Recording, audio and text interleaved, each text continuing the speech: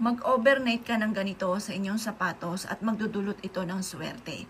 Mailap na swerte, laging talo sa tinatayaan, lagi na lang walang pera, bagamat ikaw ay masipag at matyaga, ikaw ay lagi na lang mainit ang ulo, lagi kang may kaaway, mainam na gamitan nyo ng gantong mga pamamaraan.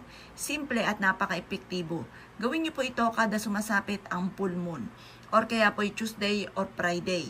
Pero kung magagawa nyo po ito ng ordinaryong araw kung kailan nyo ito napapanood, ay simulan nyo na mga bossing. Ang paggawa ng mga pampaswerte ay umaga lamang.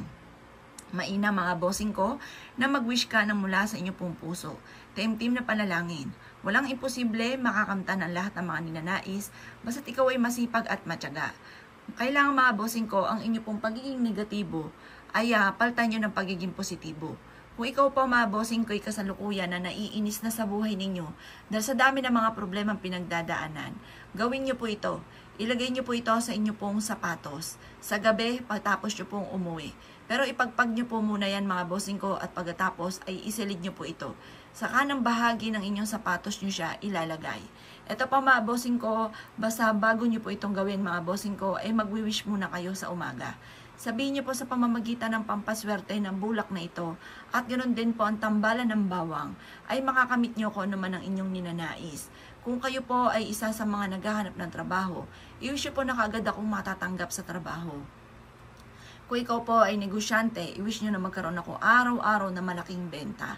Kung ikaw po ay isa sa mga lagi minamalas, i-wish nyo po na lagi akong swertihin saan man ako tutungo. Ganon ang mga pag-wish. At pagkatapos, ibilad nyo ito sa sinag ng araw hanggang alas 8 ng umaga. At kapag ikaw po ay umalis, ilagay nyo po ito sa inyo pong bag or sa inyo pong bulsa. At kapag po ikaw ay mamamahinga na sa gabi, ilagay nyo itong 2 pirasong ito mga bossing ko sa gawing kanan ng inyo pong sapatos. Magdudulot po ito ng swerte tagumpay sa buhay.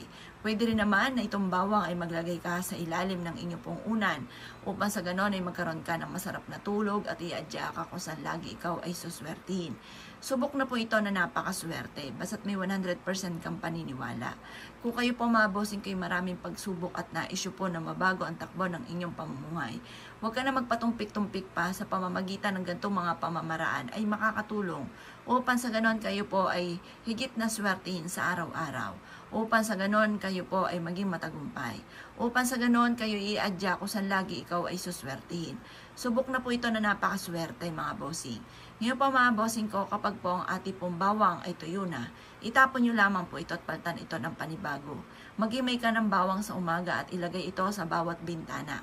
At ganoon din po sa inyo pong pintuan or bawat sulok ng inyo pong tahanan. Mainam na may ganito ka at iaadya ka nito kung saan lagi ikaw ay suswertihin. Kung kayo'y naniniwala at nais po itong gawin, huwag ka na magpatumpik-tumpik pa. Maglagay ka nito sa inyo pong sapatos, sa gawing kanan ng inyong sapatos, or kaya pa mga bossing ko sa mga bintana at pintuan po ninyo at sa bawat sulok ng inyong tahanan, maging sa inyo pong bag at ganoon din po sa inyo pong bulsa, or kaya sa inyo pong wallet at ang dulot nito ay napakaswerte.